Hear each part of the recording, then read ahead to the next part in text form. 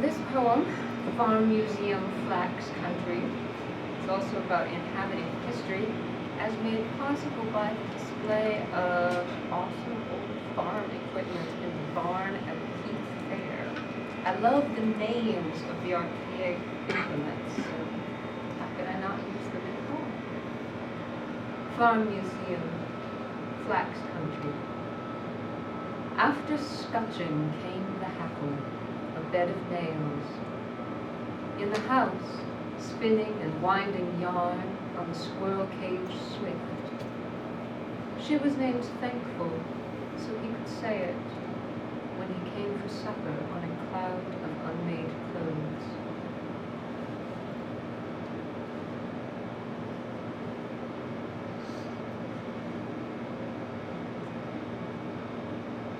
The last few poems from the indwelling section are about inhabiting our world and how we might change the way we relate to it. Turtle Sonnet is also a bit of a tribute to Gerard Manley Hopkins, since it uses his Curtle Sonnet form, which he developed and then actually used only a couple of times, but most famously for Pied Beauty, which everybody knows if they know Hopkins at all. So a Curtle Sonnet is basically 2/3 of a sonnet, and this one is Turtle Sonnet. We surprise each other in fluids. You draw in, neglecting one rear leg, long clawed, pebbled black, dissuasion at your body's door. I defer the field, resume my passing through, a fearsome thing, although unarmored, odd. This hard-world quilt of shells from a fossil shore crawled into modern June on living limbs and met me. All praise, unfashionable God, for this gray beauty, neither tuneful nor rejoicing, shy Triassic antonym for more.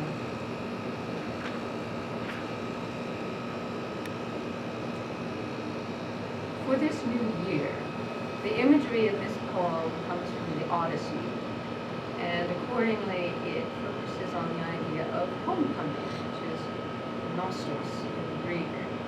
Although the poem is now a few years old, the weariness of it still feels to me rather fresh. I'm sure I'll feel this way for this new year too.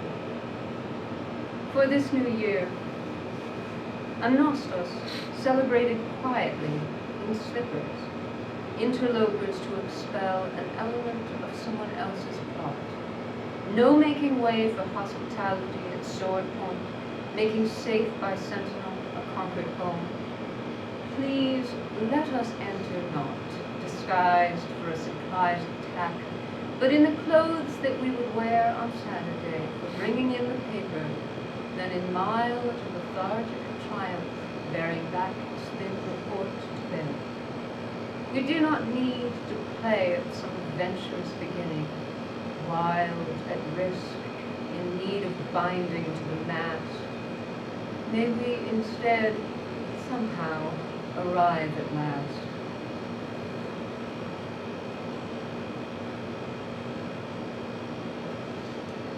This is also a bit of a New Year's poem, although it takes place on Candlemas, February 2nd, otherwise known as Groundhog Day.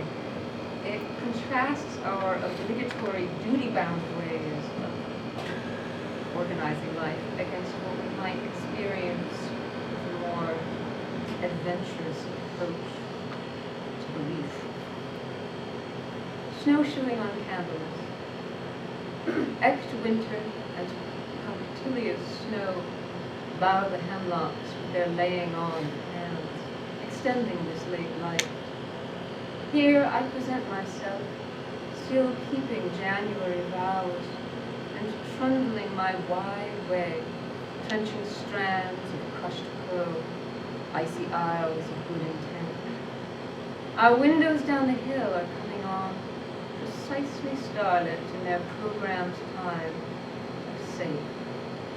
Their 4 square constellations tell them stories. What if living fire shone against our glass, its flicker like a chime self-rung by pulling at the wick? the swell of its unruly purity might sound, and all our tapered spirits flare unwound.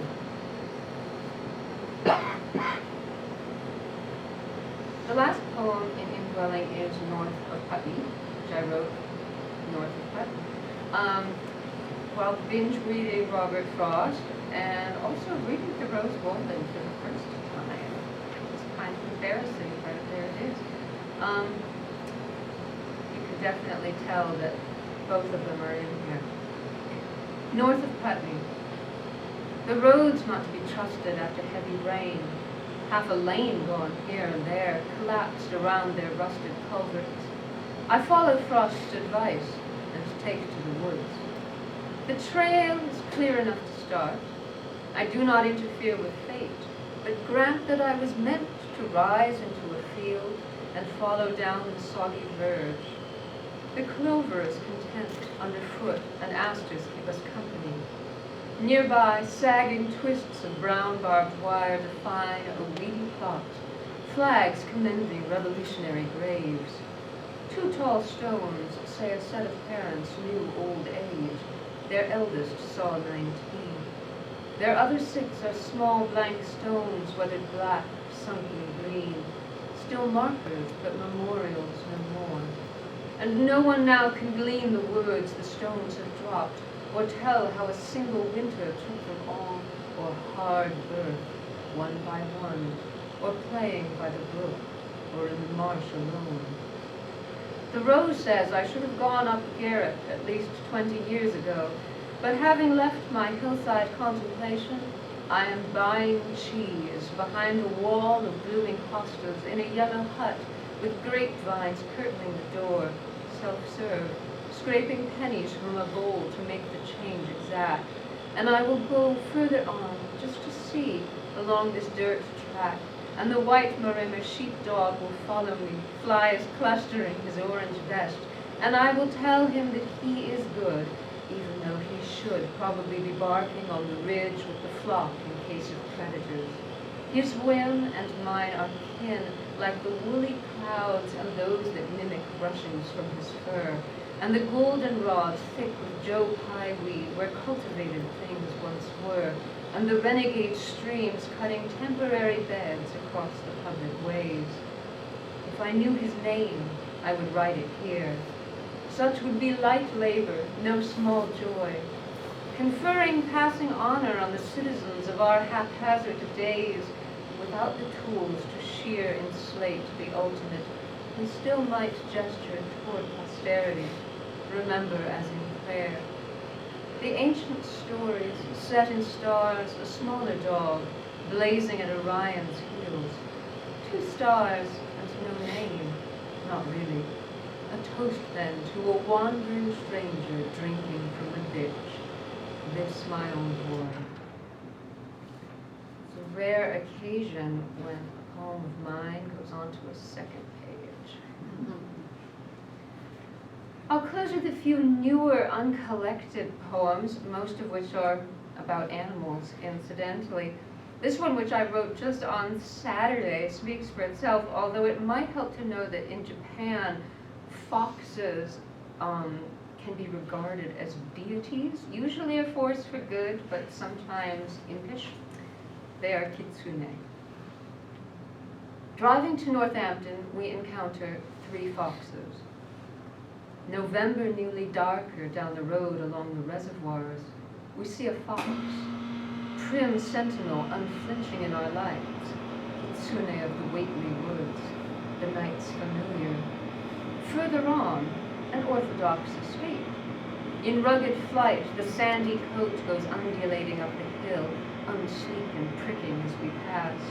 And then the last, who turns in her unhurried crossing, shows her clutching mouth dramatically unclosed around the chicken rounding downward, massed before her like a golden purse, as chic and fine as feral slaughter could appear in our intrusive beings on Gnostic glare. Really, you have to look at that chicken in the mouth for quite a while as you're going by to believe that's really what you're seeing. In the Emrys College archives where I used to work, there is a truly awful stuffed owl. It is a snowy owl that Henry Ward Beecher, who was famous enough to have a statue on campus, class of 1834, that he killed while he was a student and later donated to the college. And so I wrote a very misshapen sonnet as a tribute to the victim of both Beecher's gun and the super crude early 19th century taxidermy practices. Henry Ward Beecher's owl. He knew that God was love, that slavery should be abolished, women have the vote. But his progressive bent did not extend to birds, whose freedom he did not defend. This one he killed and stuffed himself, a trend among his peers. And such a handsome coat this wisdom symbol wears, a gold and white, tight fastened at the feathered septum of the breast. The eyes, though, less than sharp, seem dove-dark, ox-like, questioning the sacrifice. The posture on the perch lacked dignity, no pretense of a swoop from up above. Its morbid dumpiness, the truth. O wise, leave death and disposition to the night.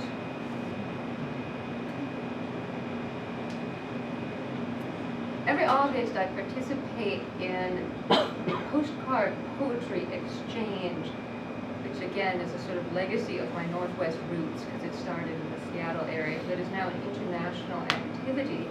And so I have a lot of tiny poems from writing them on postcards every August, and many I string together and have built sonnets out of pieces of postcard poetry. But some of them I love as little things and have actually just published as they were. So this is one, To Each His Own.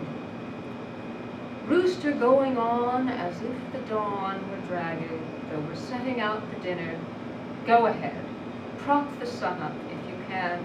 Keep August dancing in the whistle chamber of your dusty throat. If anybody's interested in signing on for August postcards, you can actually register now for that, and they send out lists in July. So it's Cascadia Poetics Lab that runs it. This is another true story of animal encounter, which took place on a pandemic hike with my family, which was somehow extra surreal because at least one of my kids was wearing his scout uniform and ended up like animal herding to Chapel Falls.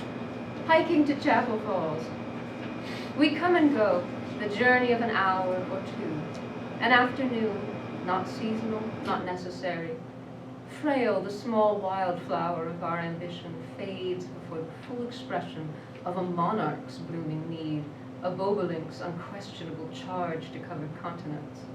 And yet, the weed of our well-homed complacency, grown large on little wonder, snaps a juicy green in unexpected teeth. Along the trail we meet a goat, so tame and plump and clean she might have spoken. Lost, she seeks the grail, her fellows and their grain, their lenient pen. We lead her home where we have never been.